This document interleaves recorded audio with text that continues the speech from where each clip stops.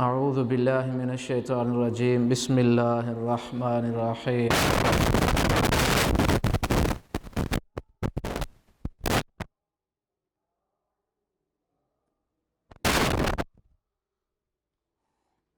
قال اللہ تعالی فی القرآن المجید والفرقان الحمید فاصبحتم بنعمته اخوانا وقال اللہ تعالی فی مقام آخر فإن لم تعلموا آباءهم فإخوانكم فی الدین وموالیکم۔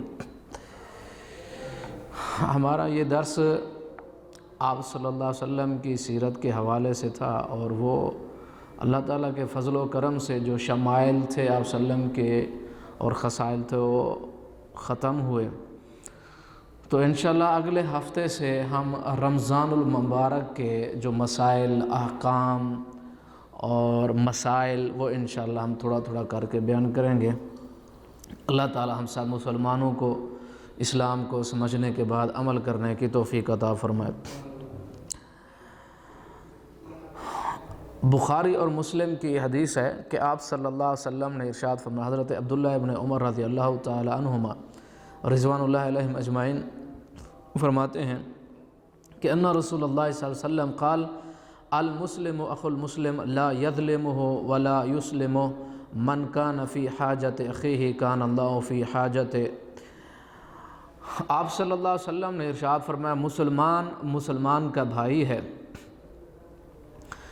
وہ ایک دوسرے پہ ظلم نہیں کرتے۔ آگے جو الفاظ ہیں وہ بڑے قابل غور ہیں، اور یہ حدیث جو ہے یہ بخاری اور مسلم کی حدیث ہے۔ آپ صلی اللہ علیہ وسلم نے ارشاد فرمایا، من کان فی حاجت اخیہ کان اللہ فی حاجتہ۔ جو مسلمان دوسرے مسلمان کی ضرورت میں رہتا ہے، اس کی ضروریات کو پورا کرتا ہے، یا اس کے مسائل کو حل کرنے میں لگا رہتا ہے، یا آپ یہ سمجھیں کہ مسلمانوں کے مسائل، تکلیفیں اور رکاوٹیں دور کرنے میں لگا رہتا ہے، تو اللہ رب العزت اس کے مسائل حل کرنے میں لگتے ہیں۔ یعنی ایک مسلمان کی تکلیفوں اور پریشانیوں کو ختم کرنا اور ان کے بارے میں سوچنا، اور اگر طاقت ہو، وسعت ہو، اللہ تعالیٰ قوت دے تو مسائل مسلمانوں کے حل کرنا، تو اللہ رب العزت اس مسلمان کے مسائل حل کر دیتا ہے، اس کی مدد میں لگ جاتے ہیں۔ اللہ تعالیٰ اس انسان کی مدد کرتا ہے۔ وَمَن فَرَّجَ عَن مُسْلِمٍ قُرْبَةً فَرَّجَ اللَّهُ عَنْهُ بِهَا قُرْبَةً۔ جو مسلمان کسی ایک مسلمان کی ایک تکلیف کو ختم کرتا ہے، جو مسلمان دنیا میں کسی بھی مسلمان کی ایک تکلیف کو ختم کرتا ہے، قیامت کے روز اللہ رب العزت اس مسلمان کی تکلیفوں کو ختم کر دیں گے۔ جس طرح ہم نے آپ ساتھیوں کو پہلے بتایا کہ اسلام اور مسلمان کی خدمت کرنا ایک بہت بڑا عظیم کام ہے۔ جس طرح ہم نے آپ کو پہلے بھی بتایا، آپ صلی اللہ علیہ وسلم نے فرمایا کہ جنت میں نے ایک بندے کو دیکھا جو خوشی سے کلا بازیاں کھا رہا تھا، اور اس کی کلا بازیوں کا کیا مسئلہ کیا تھا؟ کیوں؟ اس وجہ سے نہیں کہ جنت مل گئی، بلکہ اس وجہ سے کہ جنت ایک چھوٹے کام پہ ملی۔ اور وہ کام کیا تھا؟ وہ کام یہ تھا کہ مسلمانوں سے انہوں نے راستے میں جو ٹہنی تھی درخت کی، وہ درخت کی ٹہنی کاٹ دی، مسلمانوں کو تکلیف دیتی تھی یا راستے میں موجود تھی، اس ٹہنی کو کاٹ دیا، تو اللہ تعالیٰ نے کیا کیا؟ اس کو جنت دے دی۔ تو مطلب مسلمانوں کو تکلیف، مسلمانوں کے اندر سے تکلیف کو ختم کرنا، ان کے مسائل حل کرنا، یہ ایک بہت بڑا کام ہے۔ اچھا، ایک مسئلہ تو یہ ہے کہ مسلمانوں کے مسائل حل کرنے کے بارے میں سوچنا اور حل کرنا، لیکن ایک بندہ خود مسلمانوں کے لیے مسئلہ بن جائے، وہ خود ہی رکاوٹ بن جائے، وہ کتنی بدبختی کی بات ہے۔ ایک مسلمان خود ہی رکاوٹ بن جائے، اسلام کے خیر کے راستے میں ہی رکاوٹ بن جائے، تو بدبختی کی بات۔ آپ صلی اللہ علیہ وسلم نے ارشاد فرمایا، سنیں، وَمَن سَتَرَ مُسْلِمًا، جس نے مسلمان کی ستر پوشی کی، کیا کیا؟ سطر پوشی کا مطلب یہ ہے کہ کچھ انسانوں کے، مسلمانوں کے احباب، دوست، رشتہ دار اور گھر بار، خاندانوں کے کچھ راز ہوتے ہیں، ان رازوں کو مسلمان چھپاتا ہے. یعنی میرے اندر غلطیاں ہیں، کمی اور کوتاہی ہے، میرا ساتھی اور میرا دوست جانتا ہے، اور وہ کیا کرے کہ پورے جب تک خاندان، کنبے، قبیلے، علاقے کو بتا نہ دے تو اس کو سکون ہی نہیں ملتا ہے. یعنی مسلمان کی عزت کو اچھالنا یا اس کی کمزوریوں کو افشاں کرنا، لوگوں کو بتانا، یا پھر ایسے ہے کہ بعض لوگوں کے گناہوں کو، ہر انسان گناہ گار ہے. کیا خیال ہے؟ کوئی بندہ ایسا ہے جو 100% ٹھیک ہو اور نیک اعمال کرتا ہو؟ انسان ہے، خطا کا پتلا ہے، گناہ کرے گا. لیکن آپ صلی اللہ علیہ وسلم ارشاد فرماتے ہیں من ساتر مسلمن، جس انسان نے مسلمان کی سطر پوشی کی، رازوں کو چھپایا، ساترہ اللہ یوم القیامہ، اللہ تعالیٰ قیامت کے روز اس کے گناہوں کو چھپا دیں گے. اب ایک مسلمان جو اس کی ڈیوٹی ہی یہ ہے کہ وہ دیکھتا ہے، کان لگاتا ہے، آنکھ لگاتا ہے، باتیں سنتا ہے، لوگوں کے راز کو جاننے کی کوشش کرتا ہے، گھروں میں گھسنے کی، اور کچھ نہیں. کسی کا موبائل آ گیا تو پھر خیر نہیں ہے، وہ پورا جب تک اس کا آپریشن نہیں کریں گے سکون آتے ہی نہیں ہے. ہاں جی، ہر انسان کے کچھ ایسی باتیں ضرور، ہر انسان کے اندر کمی اور کوتاہیاں اور گناہ ہوتے ہیں. اب ہر بندے کو پتہ ہے کہ جو موبائل استعمال ہوتا ہے، اللہ تعالی ہم سب مسلمانوں کو گناہوں سے محفوظ فرمائے، لیکن انسان ہے تو دوسرا آدمی جو ہے وہ نظر رکھتا ہے، اچھا اس کے پاس موبائل دکھانا ذرا، میں کال کر لوں. وہ کال کرنے کے وہ سارا آپریشن ہی کر لیتا ہے اس کیا کچھ ہے اس میں، ادھر کیا ہے، ادھر کیا ہے، فلاں آگے پیچھے سارا آپریشن کر کے پھر اس کو دے دیا. پھر لوگوں کو بتانا، او میں نے دیکھا ایک دن نا موبائل مانگا تو پھر میں نے دیکھا یہ کیا کرتا ہے. کتنی بھیڑا آدمی ہے، کتنا غلط آدمی ہے، کتنی گندی سوچ ہے اس انسان کے.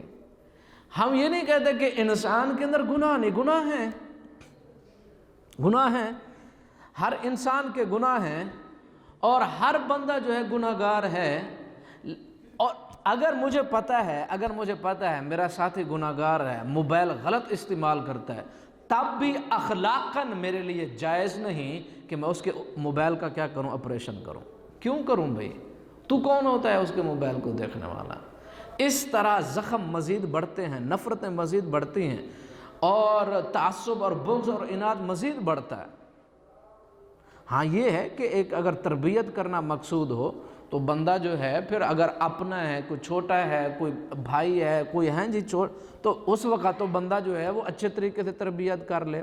لیکن یہ ہے کہ ہر ایک بندہ بس وہ اسی جستجو میں لگا رہا ہے کہ کسی کا موبائل آ گیا تو یہ غلط طریقہ ہے. ہم مانتے ہیں کہ ٹھیک ہے یہ بندہ گناہ گار ہے، مانتا بھی غلط بھی کرتا ہے، دیکھتے بھی ہیں غلط کر رہا ہے، لیکن میرا اخلاق کدھر گیا کہ اس کے موبائل کو ٹٹولوں؟ کیوں ٹٹولوں بھائی؟ گناہ کرتا ہے، اللہ جانے وہ جانے. مجھے تو اس کے لیے اچھے اخلاق کا وہ رویہ اختیار کرنا چاہیے نا، اس کو بتانا چاہیے. یا پھر یہ ہے کہ اس کے زخم کریدنے چاہیے. ہاں، زخم جو بندہ کریدے گا اچھا نہیں ہوتا ہے. اور جو جستجو لگاتا ہے اس قسم کے لوگوں کے رازوں کے پیچھے، چاہے اچھے ہیں یا برے ہیں، لوگ اچھے ہیں یا برے ہیں، لوگوں کے پیچھے جانا بڑا غلط کام، بڑا بھیڑا کام. آپ کو ایک مسلمان کو ضرورت ہی کیا ہے؟ دوسرے لوگوں کے بارے میں سوچنا یا ان کے رازوں کو ٹٹولنا غلط بات ہے. کیا ضرورت ہے؟ آپ اپنا کام کرو. بعض لوگوں کے پاس ٹائم ہی نہیں ہوتا ہے اپنے سدھارنے کے لیے، لیکن دوسرے لوگوں کے پیچھے ضرور پڑے رہتے. تو آپ صلی اللہ علیہ وسلم نے ارشاد فرمایا ومن ساتر مسلمن، آپ گناہوں کو کیا کرو؟ چھپا دو. ہیں جی، ایک آپ اگر مسلمان کے گناہوں کو آپ چھپائیں گے تو اللہ تعالیٰ کیا ارشاد فرماتے ہیں، آپ صلی اللہ علیہ وسلم کیا ارشاد فرماتے ہیں کہ اللہ رب العزت اس مسلمان کے قیامت کے روز گناہوں کو کیا کریں گے؟ چھپا دیں گے. جس طرح آپ نے ایک پہلے حدیث سنی کہ اللہ رب العزت ایک مسلمان جب آئے گا تو اللہ رب العزت ارشاد فرمائیں گے اس کے چھوٹے گناہوں کو کیا کرو؟ چھپا دو. بڑے گناہوں کو چھپا دو. جب بڑے گناہوں کو چھپا دیا جائے گا تو چھوٹے گناہ اس سے اقرار کیا جائے گا، یہ کیا وہ سارا کہا، ہاں یہ بھی کیا، یہ بھی. اب وہ مسلمان دل کے اندر یہ کرے گا کہ دل میں کہ اس کے دل کے اندر یہ ہوگا کہ وہ بندہ ڈر رہا ہوگا کہ تفتیش میری ہو رہی ہے، چھوٹے کاموں پہ میری اتنی تفتیش ہو رہی ہے، تو بڑے جب گناہ آئیں گے تو میرا کیا حشر ہوگا۔ اب اللہ رب العزت دلوں کے بھید اور رازوں کو جانتے ہیں، دل اور دماغ کی سوچوں کو بھی جانتے ہیں۔ پھر اللہ رب العزت ارشاد فرمائیں گے اس کے چھوٹے گناہوں کو نیکیوں میں بدل دو۔ تب بندہ کہے گا اے اللہ میرے بڑے گناہ بھی تو وہ کدھر ہے؟ کیوں؟ اس وقت نہیں کہے گا کہ جب تفتیش ہو رہی ہوگی، کیونکہ اسے پتہ ہے کہ چھوٹے گناہوں کا یہ مسئلہ، آگے بڑے آئیں گے تو کیا ہوگا، نہیں بولے گا۔ جب یہ دیکھے گا کہ چھوٹے گناہ نیکیوں میں بدل رہے ہیں، پھر فوراً کہے گا اے اللہ میرے بڑے گناہ بھی ہیں۔ چاہتا کیا ہوگا کہ بڑے گناہ بھی نیکیوں میں بدل جائیں، جان ہی چھوٹ جائے، گناہوں کا حساب ہی نہ دینا پڑے۔ مطلب اللہ رب العزت گناہوں کے اوپر پردہ ڈال دیں گے، بڑے بڑے گناہوں پہ، اور جب ایک مسلمان کی خدمت کر کے آئے گا تو اس کی عظمت کے کیا کہنے، کیا خیال ہے؟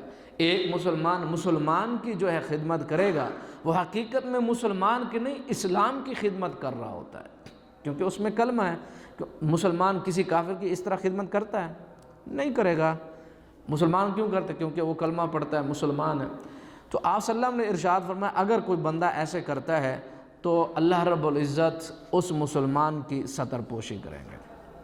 اگر مسلمان کو کسی اور مسلمان کے ایسے مسائل کا پتہ بھی چل جائے تو خاموش ہو جائے، خاموشی اختیار کرے، اور رازدار ایک اچھے انسان کی طرح، چاہے دشمن ہی کیوں نہیں، بغیر ضرورت کے ان رازوں کو کھولنا نہیں چاہیے، بغیر ضرورت کے لوگوں کو بتاتے پھرنا اور ایسے ہی یعنی ان کو ساری معلومات دینا، ایسا یہ اچھے مسلمان کی علامت نہیں۔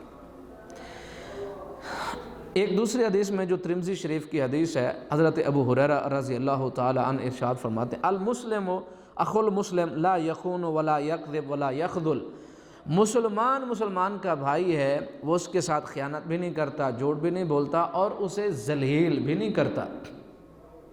ذلیل، اچھا آگے سنیں، کل المسلم علی المسلم حرام عرض و مال و دم التقوی ہاہنا۔ آپ صلی اللہ علیہ وسلم نے ارشاد فرمایا مسلمان دوسرے مسلمان کے اوپر مال، عزت، جان سب حرام ہے، یعنی غلط طریقے سے کسی انسان کا خون نہیں بہانا، مال نہیں کھانا، عزت کے درپے نہیں ہونا۔ آگے جو بات آ رہی ہے وہ بڑی قابل غور۔ آپ نے ارشاد فرمایا التقوی ہاہنا، دل کدھر ہے؟ تقوی کدھر ہے؟ دل میں۔ تقوی کدھر ہے؟ مطلب یہ کہ بندہ جب اندر کا صاف نہیں ہے تو بیرونی صفائی اس کے کچھ کام آنے والی نہیں۔ آپ نے ارشاد فرمایا بحسب امرئ من شر ان یحقر اخاہ المسلم، ایک مسلمان کے شریر ہونے کے لیے اتنا کافی ہے۔ آپ بات سنیں پھر، ایک مسلمان کے شریر ہونے کے لیے، شریر مطلب شرارتی یا شر پسند انسان، اس کے جو شریر ہوتا ہے، جو شر پسند ہے، اتنا ہی اس کے لیے کافی ہے کہ وہ اپنے دوسرے مسلمان بھائی کو حقیر جانتا ہے۔ جو ایسا کرتا ہے مسلمان، دوسرے مسلمان کو حقیر جانتا ہے، وہ شر پسند بندہ ہے۔ اب اس سے بڑی کوئی بات ہوگی؟ اس کے ساتھ کچھ کیا نہیں، معاملات نہیں کیے، کوئی اور دھوکہ نہیں دیا، خیانت، وہ تو الگ مسئلہ ہے۔ شر پسند ہونے کے لیے، شریر ہونے کے لیے اتنا کافی ہے کہ مسلمان کی عزت نہیں کرتا یہ شر پسند بندہ ہے۔ آپ اندازہ کریں کہ اللہ تعالیٰ نے اسلامی معاشرے کو کتنے بڑے اخلاق کا سبق دیا۔ آپ صلی اللہ علیہ وسلم نے سکھایا کہ مسلمان کی کیا کرنی؟ عزت کرنی۔ اگر اس کو حقیر جانے گا تو یہ بندہ شریر ہے، شر پسند بندہ ہے۔ لیکن ہم تو ساری دنیا کو سلاتے، اٹھاتے، بٹھاتے، پتہ نہیں کیا کچھ کرتے ہیں، دن رات، صبح شام، ہیں جی، پتہ بھی نہیں ہوتا ہے ہمیں۔ اور جس کے بارے میں گفتگو ہو رہی ہو، کوئی آ جائے درمیان میں علاقے کا، اپنے ماحول کا سارا، اس کی تو جان نہیں چھوڑتے جب تک اس کو رگڑا نہیں لگاتے ہیں جی۔ رگڑا لگایا پھر جو ہے وہ سارا۔ تو یہاں آپ یہ حدیث بالکل صحیح حدیث، آپ صلی اللہ علیہ وسلم نے ارشاد فرمایا ایک بندے کے شریر ہونے کے لیے، شر پسند غلط بندے ہونے کے لیے اتنا کافی کہ مسلمان کو وہ حقیر سمجھتا ہے۔ اب مسلمان یہ نہیں ہے کہ وہ مطلب مال دولت ہیں جی، رنگ نسل، اس چیز میں نہیں۔ اسلام مسلمان کسی بھی انسان کے اندر موجود ہو، چاہے وہ چوکیدار ہے یا مزدور ہے یا عامل ہے، کوئی بھی ہے، مسلمان ہے، اس کی عزت ہے۔ جس طرح ہم نے آپ کو پہلے بتایا، ایک صحابی رسول تھے، دیہاتی تھے، رنگ بالکل کالا سیاہ ہے، دیہات میں رہتے، اور دیہات کے پھل لے کر آپ صلی اللہ علیہ وسلم کے پاس پہنچتے۔ جو پہلا پھل ہوتا موسم کا، دیہات میں جو پھل ہوتے وہ لے آتے، اور آپ صلی اللہ علیہ وسلم ان کو شہر کی جو چیزیں ہوتی ہیں وہ دیتے، یعنی تحفے تحائف کا ادلا بدلہ، یہ تبادلہ ہوتا۔ اور ایک دن وہ بازار کے اندر موجود تھے، وہ صحابی رسول، تو آپ صلی اللہ علیہ وسلم نے دیکھا، وہ پیچھے سے پکڑ لیا۔ تو آپ نے ارشاد فرمایا کہ یہ غلام مجھ سے کون خریدے گا؟ وہ غلام نہیں تھے، آزاد تھے، ٹھیک ہے۔ غلامی کا آپ کو پتہ، غلام یہ ہوتا ہے کہ اگر کوئی بندہ غلام ہو، اس کا آقا اس کو قتل کر دے، ذبح کر دے، اس کو بیچ دے، کچھ کرے، اس سے کوئی پوچھنے والا نہیں، کیونکہ وہ اس کا مالک ہے۔ یہ غلام ہوتا ہے، مارتا رہے، پیٹتا رہے، خون کر ڈالے، اس کا قتل کر ڈالے، اس کے اوپر پرچہ نہیں ہوگا، کیوں؟ کیونکہ اس کا مالک ہے، یہ غلام ہوتا۔ تو آپ نے ارشاد فرمایا یہ غلام مجھ سے کون خریدے گا؟ تو اس نے کہا کون ہے جو مجھے غلام کہتا ہے، میں تو آزاد ہوں۔ تو پیچھے دیکھا کہ آپ صلی اللہ علیہ وسلم موجود تھے، پھر اس نے پشت آپ صلی اللہ علیہ وسلم کے ساتھ سینے کے ساتھ لگانا شروع کر دی، اور پھر کہنے لگے کہ اے اللہ کے رسول، اس غلام کو آپ بہت زیادہ سستا پائیں گے، مجھے کون خریدے گا؟ آپ نقصان میں رہیں گے، کیونکہ میں اتنا مہنگا نہیں ہوں، یعنی ایک تو دیہاتی ہوں، دوسرا میرا رنگ ایسا کالا سیاہ اور غریب ہوں۔ آپ نے ارشاد فرمایا نہیں، یہاں دنیا کے لیے تو سستا ہے، اللہ کے ہاں تو بڑا مہنگا ہے۔ اسلام اور ایمان کہیں بھی ہو، غریب میں امیر میں، چھوٹے میں بڑے میں، ہاں جی، رنگ نسل قوم وطن پیسے مادیت کا مسئلہ نہیں ہے، مسئلہ یہ ہے کہ اس کا دل کیسا ہے۔ من خشی الرحمن بالغیب وجاء قلب منیب، جو اللہ تعالیٰ سے ڈر گیا اور قلب منیب لے کر آتا ہے، یعنی جو مسلمان جو ہے اسلام کو پسند بھی کرتا ہے، اپنے ارادے سے، شوق سے، جی رغبت رکھتا ہے، اور پھر قلب منیب بھی ہے، گناہ کرتا ہے، ڈرتا ہے، نیکی کرتا ہے، خوش ہوتا ہے، اور اللہ تعالیٰ سے گناہوں کی بخشش طلب کرتا ہے، موسم میں، نمازوں میں، اور آگے پیچھے دیکھتا ہے زندگی میں کیا ایسا بندہ جو اپنے گناہوں کو بھی سمجھتا ہے، اپنی آخرت کو بھی دیکھتا ہے، اللہ رب العزت ارشاد فرماتے ہیں ایسا بندہ چاہے غریب ہی کیوں نہ ہو، اللہ کے ہاں اس کی بڑی عزت ہے، اللہ تعالیٰ کے ہاں اس کی بڑی عزت ہے۔ جلیبیب رضی اللہ تعالی عنہ، کالے رنگ کے سیاہ ہونٹ بڑے بڑے، آپ صلی اللہ علیہ وسلم کے پاس وہ موجود تھے۔ آپ نے ارشاد فرمایا شادی کی کہ نہیں؟ انہوں نے کہا کہ مجھے کون دے گا، رنگ کا میں کالا سیاہ ہوں اور غریب اور مسکین ہوں، مجھے رشتہ کون دے گا؟ آپ نے ارشاد فرمایا فلاں گھر میں جاؤ اور دروازہ کھٹکھٹاؤ اور ان کو کہو کہ اللہ کے رسول نے بھیجا، میں شادی کرنا چاہتا ہوں، آپ کے پاس رشتہ ہے۔ دروازہ کھٹکھٹایا تو دروازے پہ والد نے جواب دیا کون؟ بھی جلیبیب۔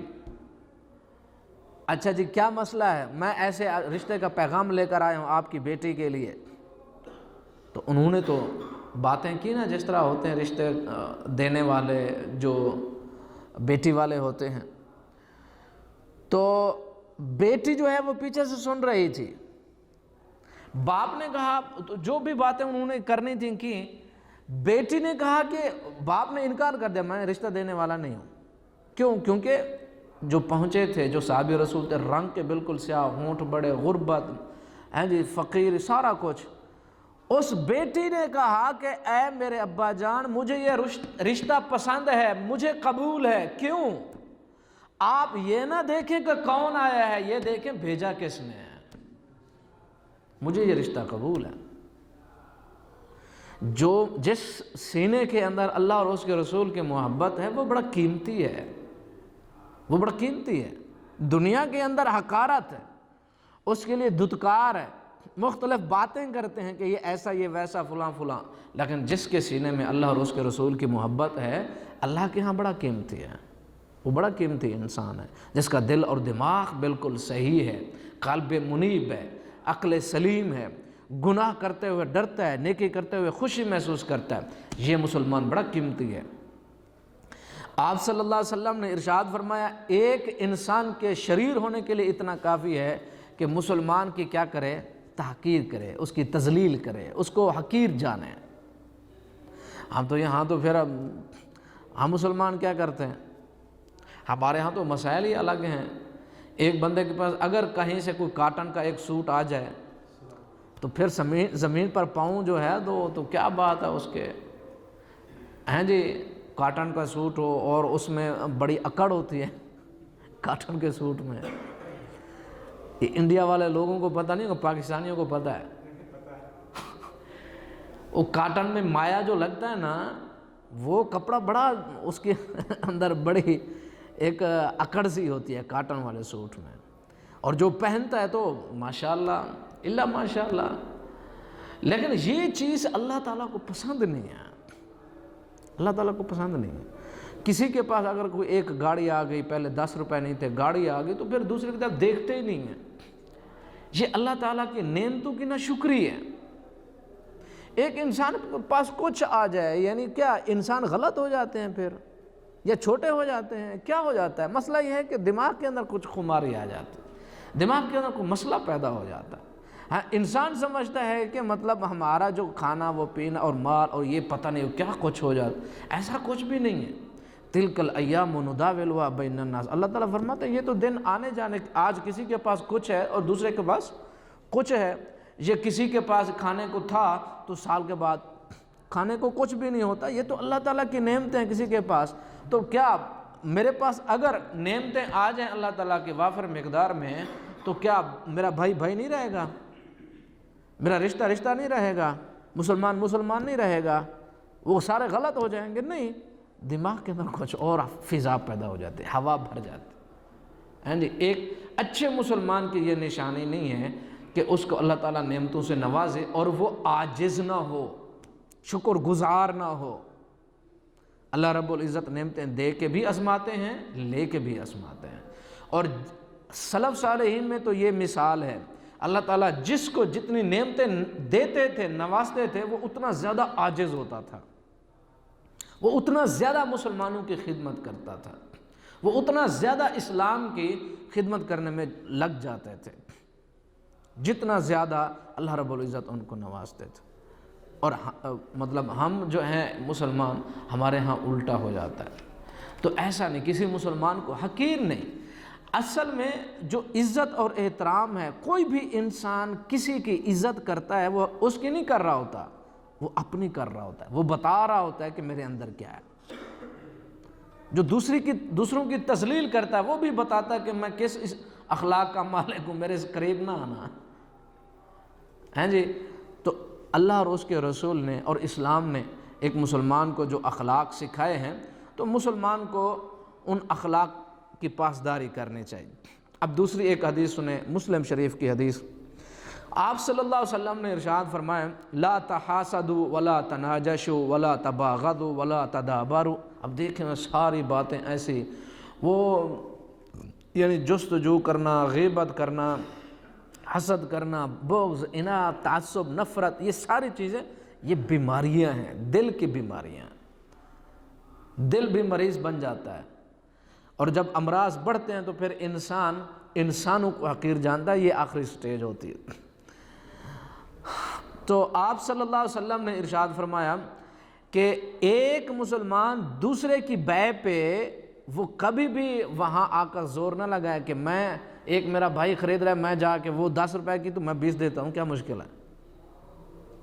اسلام نے روکا ہے۔ وَلَا يَبِعْ بَعْضُكُمْ عَلَى بَيْعِ بَعْضٍ، ایک بندہ سودا کر رہا ہے کہ میں 10 ریال کی میرے ساتھ اس کی جو بیچ رہا ہے اس کے ساتھ میرا ایگریمنٹ ہو رہا ہے 10 ریال میں، اور دوسرا بندہ سنتا ہے، وہ سن رہا ہے بھئی 10 ریال میں، وہ کہتا ہے میرے 20 لے لو۔ یہ زیادتی ہے، غلط ہے، یہ مسلمان کو نہیں کرنا چاہیے۔ تیرے پاس 20 ہیں تو اپنے پاس رکھنا، اس کا حساب ہو رہا ہے تو اس کو کرنے دو۔ ہاں یہ ہے کہ اگر ان کا اپنا حساب کتاب نہیں بنتا، وہ کہتا ہے میں نہیں لیتا، وہ کہتا ہے میں نہیں دیتا، تو پھر آپ اس کو کیا کر سکتے ہیں؟ 20 بھی دے سکتے ہیں۔ یہ نہ ہو کہ دو بندے آپس میں باتیں کر رہے ہیں، میں اتنا دینا چاہتا ہوں، کہتا میں اتنا لینا چاہتا ہوں، تیسرا بندہ آ جائے کہ نہیں یہ تو تمہیں 10 کم دے رہا، میں 20 دیتا ہوں 10 کا، وہ فوراً بندہ کیا کرے گا؟ 20 والے کو دے گا کہ 10 والے کو؟ تو یہ زیادتی ہے مسلمان کے اوپر، اور ہم اس کو زیادتی نہیں سمجھتے، ہم سمجھتے ہیں عقل مندی ہے۔ دیکھتے ہیں بھی حساب و کتاب ہو رہا ہے کسی کا بزنس کاروبار یا اس قسم کی چیزیں، کان لگا، اچھا وہ کتنے کی دے رہا ہے اس کو تو پتہ نہیں، 5 بڑھا دو تمہیں دے دے گا خلاص۔ وہ چپکے سے پھر اس قسم کے نا، پھر ایک انداز عجیب ہیں، سٹائل ہیں، طریقے ہیں، ادھر سے ادھر سے یہ چھپا، یہ تو اس کو پتہ نہیں کہ تو مسلمان کو ذلیل کر رہا ہے۔ ہمارے ہاں یہ چیزیں جو ہیں وہ بالکل ایک بزنس کا سا انداز بن گیا ہے۔ یہ نہیں ہے کہ دوسرے کے اوپر ہم ظلم کر رہے ہیں، زیادتی کر رہے ہیں، اسلام نے ہمیں اس چیز سے روکا، نہ، مسئلہ نہیں، ہم لیں گے۔ تو اللہ کے رسول صلی اللہ علیہ وسلم نے روکا، وَكُونُوا عِبَادَ اللَّهِ إِخْوَانًا، اللہ تعالیٰ آپ صلی اللہ علیہ وسلم ارشاد فرماتے اللہ کے بندے بنو اور بھائی بھائی بن کے رہو، المسلم اخو المسلم لا یظلم ولا یحقر ولا یخذل۔ تو آپ صلی اللہ علیہ وسلم نے ارشاد فرمایا التقویٰ ہا ہونا، تقویٰ جو ہے یہاں، وَيُشِيرُ إِلَى صَدْرِ 3 مرات، 3 مرتبہ دل کی طرف اشارہ کر کے فرمایا، پھر وہی بات آ گئی ہے، یہ مسلم شریف کی حدیث ہے، بِحَسْبِ امْرِئٍ مِّنَ الشَّرِّ أَن يَحْقِرَ أَخَاهُ الْمُسْلِمَ، ایک بندے کے شر پسند ہونے کے لیے اتنا کافی ہے کہ دوسرے مسلمان کو حقیر تسلیم کریں، حقیر مانے جانے، ہیں جی، تذلیل کرتا ہے۔ ایک دفعہ ایک ساتھی نے ہمیں بتایا کہ ایک مسجد میں کوئی بندہ بیٹھا تھا تو وہ انگلی سے اشارہ کر رہا ہے، تو دوسرے والا کہتا ہے کہ اس نے میری نماز ہی خراب کر دی۔ اب یہ انگلی کا اٹھانا یا نہ اٹھانا، اس سے نماز کا کیا مسئلہ ہے؟ مسئلہ وہی نفرت والا ہے، یعنی نفرت ہی اتنا ہے بھی آپ کو وہ مسئلہ ہی نہیں لگتا، نفرت میری نماز اس نے خراب کر دی جی، وہ کیونکہ وہ انگلی ایسا نہیں کرتا ہوگا، یہ کرتا ہے، مسئلہ یہ نہیں تھا کرتا ہے یا کیوں کرتا ہے یا کیوں نہیں کرتا، سننا تھا یا نہیں ہے، میری نماز اس نے خراب کر دی، کیا مسئلہ ہے؟ نفرت۔ تو اس قسم کے جگہ جگہ ہر معاملے کے اندر جو ہے نفرت اور بغض دل دماغ کے اندر بھرنا اسلام اور مسلمانوں کے لیے، تو پھر کہاں سے ایک مسلمان کو نماز میں لذت آئے، نیکی کی طرف جائے اور اچھائی کی طرف جائے، مسلمانوں کے راستے سے کوئی رکاوٹ کو ختم کرے۔ اور جب یہ کام نہیں ہوتے تو بندے کی ایک اور سوچ بن جاتی ہے، وہ یہ مفاد پرست بن جاتا ہے۔ کیا بنتا ہے؟ جہاں بھی فائدہ ہوگا تو اگر وہ بندہ پہلے گالیاں بھی دیتا ہوگا نا، پھر اس کو السلام علیکم وعلیکم السلام، اب بڑے اچھے لوگ ہو، کیوں؟ مفاد ہے نا۔ یہ بڑا گندا دماغ، بڑی گندی سوچ ہے، بڑا بھیڑی سوچ ہے یہ کہ مفاد کے لیے انسان غلط کو بھی صحیح کہے، یہ ٹیڑھا دماغ ہے، غلط دماغ ہے۔ پھر کبھی بھی وہ انسان صحیح کو صحیح نہیں کہے گا، اچھے کو اچھے نہیں کہے گا، برے کو برا نہیں کہے گا۔ مفاد پرست جو دماغ ہے وہ انتہائی غلط دماغ ہے، اور اس وقت پھر زندگی میں جو اچھا ہے وہ اس کو اچھا نہیں سمجھے گا، برے کو برا نہیں سمجھے گا، اور تب اس کو پھر نہ نیکی میں کوئی مزہ آئے گا، نہ برائی کو چھوڑنے میں اس کو لذت آئے گی، سارا دل دماغ ہی الٹا ہو جائے گا۔ تو آپ صلی اللہ علیہ وسلم نے ارشاد فرمایا ایسا نہیں کرنا، مسلمان کو حقیر نہیں جاننا، یہ تذلیل اور ذلت اور رسوائی یہ کسی مسلمان کی نہیں کرنی۔ تو آپ صلی اللہ علیہ وسلم نے ارشاد فرمایا کل المسلم علی المسلم حرام دمو و مالو و عرضو، یہ تینوں چیزیں مسلمان کے اوپر حرام ہیں، اس کی عزت، اس کا مال اور اس کا خون، بغیر کسی حق کے نہ اس کا خون بہانا ہے، نہ اس کی تذلیل کرنی ہے، نہ کوئی اور مسئلہ۔ اسی طرح ایک آخری حدیث جو ہے آپ سن لیں، آپ صلی اللہ علیہ وسلم نے ارشاد فرمایا، اور یہ بھی حدیث جو ہے بخاری اور مسلم کی حدیث ہے، آپ صلی اللہ علیہ وسلم نے ارشاد فرمایا کہ حق المسلم علی المسلم خمس، مسلمان کے اوپر کتنے حق ہیں؟ اچھا یہ حق کون سا حق؟ وہ ہم جو جائیداد والا حق نہیں لیتے، ہاں نہیں وہ ٹھیک ہے، حق کون سا جو حق ہم لیتے ہیں نا جائیداد کا، وہ ہمارا حق ہوتا ہے کہ نہیں؟ مثلا وراثت آپ نے لینی ہے، آپ کا حق بنتا ہے 10,000 ریال، آپ کا حق ہے نا، یہ بھی ویسے ہی حق ہے۔ ہم اس کو عام سمجھتے ہیں، وہاں مقدمے ہو جاتے ہیں بھائیوں کے اوپر، اس کو ہم کوئی ترجیح دیتے ہی نہیں ہیں، سمجھتے ہی کچھ نہیں ہم۔ یہ بھی حق ہے بھئی، حق المسلم علی المسلم، 5 یا 6، دوسرے حدیث میں 6 ہیں، مسلمان کے اوپر حق ہے، یعنی میرے اوپر آپ لوگوں کے کچھ حقوق ہیں، یہ ویسے ہی حقوق ہیں جس طرح آپ حقوق لیتے ہیں جائیداد والے، یہ نہیں کہ جائیداد والا حق جو ہے وہ آسمان کی طرف ہے اور یہ اس حق کی کوئی قدر و قیمت نہیں، ایسا نہیں ہے، اور ہم ایسا ہی سمجھتے ہیں، اور جائیداد کے لیے ہم شہید ہو جائیں گے یا شہید کر دیں گے، ہیں جی، میرا مال اتنا بنتا تھا، میری دولت اتنی، وہ دماغ کے اندر جاتا ہی نہیں ہے وہ۔ لیکن مسلمان کے جو حقوق ہیں اس کا پتہ نہیں۔ اور ایک دوسری بات یہ بھی، اپنے جو حقوق ہم نے لینے ہیں کسی سے، اپنے حقوق جو ہم نے لینے ہیں کسی سے، وہ اچھے طریقے سے یاد ہے، وہ اچھے طریقے سے والد سے لینے ہیں، باپ سے لینے ہیں، ماں سے لینے ہیں، بھائی سے لینے ہیں، رشتہ داروں سے لینے ہیں، خاندان سے، اور ماں کے رشتہ داروں میں کہیں اگر کوئی زمین کا کوئی ٹکڑا پڑا ہے وہاں میرا حق بنتا ہے تو جاؤں گا، اور باپ کی طرف سے او دادا پردادا پتہ نہیں کہاں بھی پڑا ہے کوئی، میرا حق ہے جی جاؤ، ٹھیک ہے حق لو، اپنا جو لینا ہے وہ یاد ہے، دینے والا حق وہ بھی تو ہوتا ہے کہ نہیں؟ دینے والا حق ہوتا ہے کہ نہیں؟ کہ اللہ کے رسول صلی اللہ علیہ وسلم فرماتے ہیں مسلمان کے لیے، مسلمان کے اوپر 5 حق ہیں، مطلب میں مسلمان ہوں اور میں جائیداد والے حقوق، باپ دادا ماں فلاں فلاں سب کے حقوق مجھے یاد ہے، میں نے لینے کون سے ہیں، مسلمانوں کے حق ہیں، میں نے کیا دینا ہے مسلمانوں کو یہ پتہ نہیں ہوتا ہے، یہ پھر ضروری بھی نہیں ہوتا ہے یاد کرنا، کیونکہ پھر دینا پڑے گا نا، پھر مسلمان کی عزت کرنی پڑے گی۔ ہاں جی، لینے والا حساب یاد کرو یا نہ کرو، دینے والا، لینے والا ضرور یاد رہنا چاہیے، یہ غلط بات ہے۔ تو آپ صلی اللہ علیہ وسلم نے ارشاد فرمایا ایک مسلمان کی دوسرے مسلمان پہ کتنے حقوق ہیں؟ 5، سلام کرے تو اس کا جواب دے، ٹھیک ہے، رد السلام، اور علماء نے کہا کہ سلام کہنا سنت ہے، جواب دینا فرض ہے۔ شیخ عثیمین رحمۃ اللہ علیہ سے ارشاد، سلام کا جواب دینا کیوں؟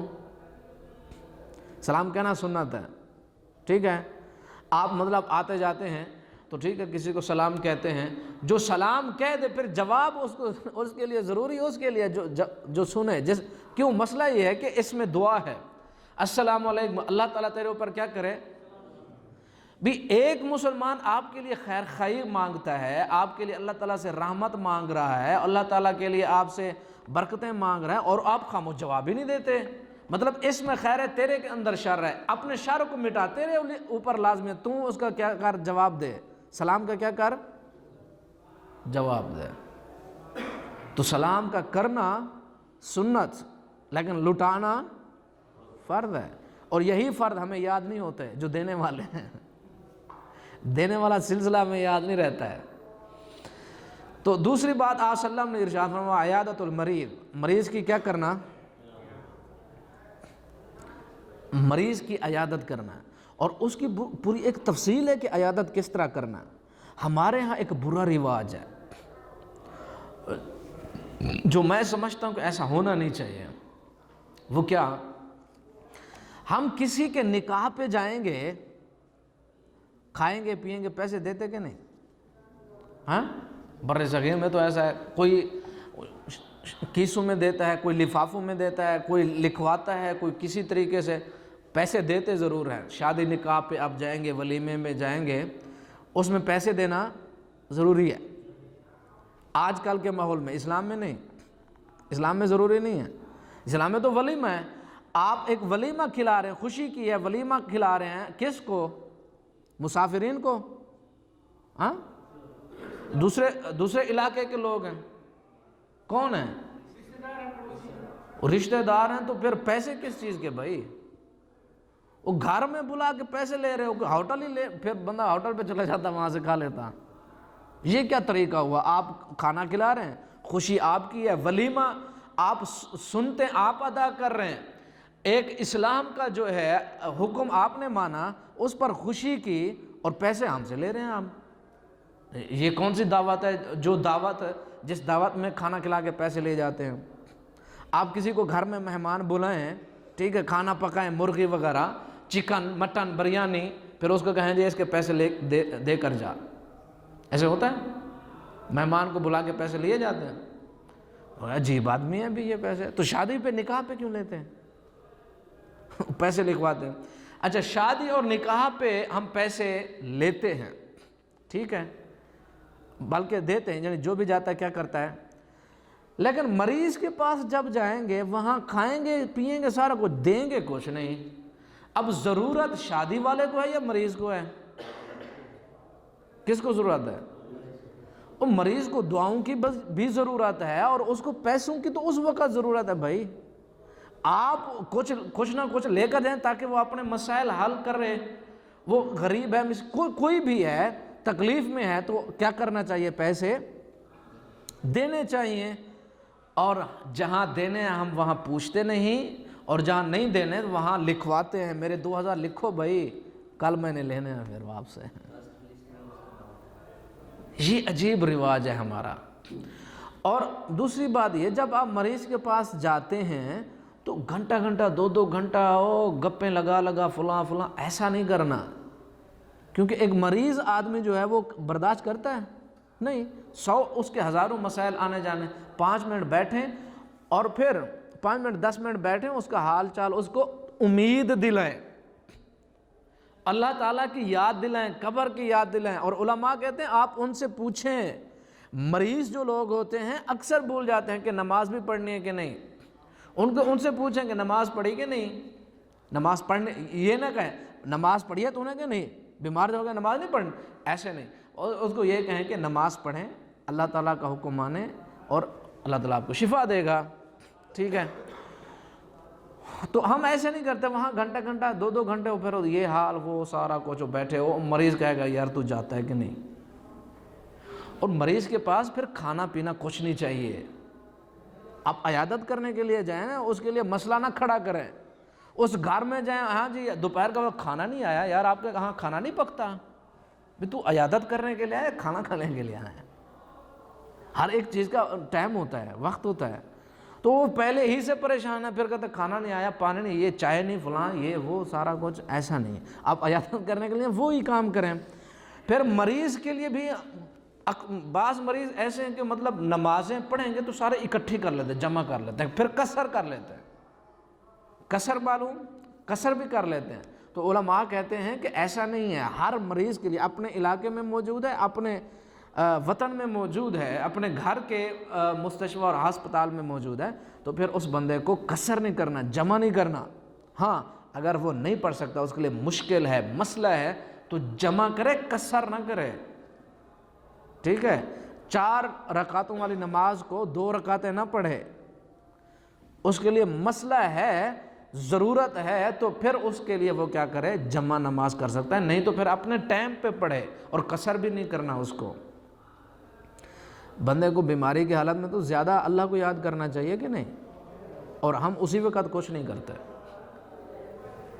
جب موت ہمارے سامنے ہوتی ہے اس وقت وہ سارے زمین جائیداد اور رشتہ داروں کے فلاں نہیں آیا پوچھنے کے لیے، فلاں بھی نہیں آیا، اچھا وہ بھی نہیں آیا، وہ خلی ولی کوئی آئے یا نہ آئے، آپ اپنا دیکھو کہ کیا ہو رہا ہے۔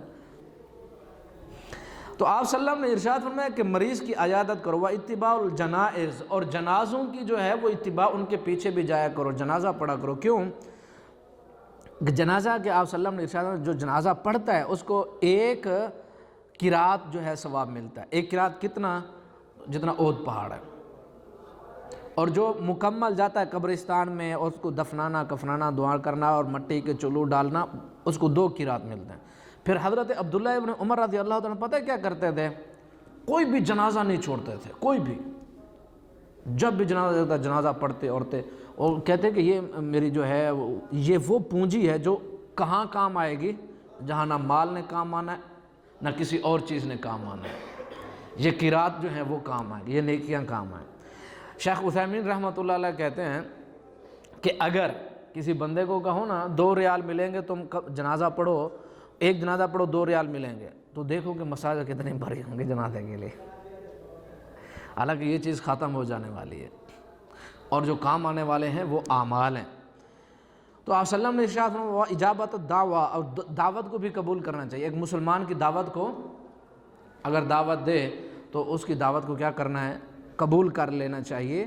اور یا تو پھر یہ ہے کہ اچھے طریقے سے، ایسا نہیں ایک بندہ بلا رہا ہے تو آپ آ جاؤ، نہیں میں نے جانا ہی نہیں، یعنی اچھے طریقے سے، جو ایک طریقہ بھی ہوتا ہے نا، یہ مسلمان کا مسلمان پہ حق ہے، یہ حق ہے۔ آپ کو اگر بلاتے تو پھر جانا پڑے گا۔ اور دعوت کو قبول کرنا بھی مختلف ہے کہ اگر شیخ عثیمین رحمۃ اللہ علیہ ارشاد فرماتے ہیں کہ اگر ایک بندہ گناہ گار ہے، شرابی ہے، آپ کی مرضی ہے، آپ جانا چاہیں ٹھیک ہے، نہیں جانا تو آپ کی مرضی ہے۔ کیونکہ وہ بندہ گناہ گار ہے اور اس قسم کے آپ کی مرضی ہے۔ پھر لوگ کہتے ہیں دیکھو جی مولوی صاحب کو بلایا، بڑا متکبر ہے ابھی، وہ مولوی صاحب کو نہیں دیکھا، مولوی صاحب کا مسئلہ اپنا کیا ہے، پیچھے سے کیا مسئلہ ہے، کیا مسئلہ ہے۔